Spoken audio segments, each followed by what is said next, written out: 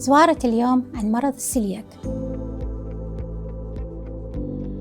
وهو مرض مناعي يحدث نتيجة رد فعل جهاز المناعة ضد المواد التي تحتوي على الجلوتين، وهو بروتين موجود في الأغذية التي تحتوي على القمح أو الشعير أو الجادور، ويسبب ردة الفعل هذه التهابات مزمنة في بطانة الأمعاء الدقيقة، وتظهر على المريض كسوء تغذية أو نزول بالوزن، أنيميا حادة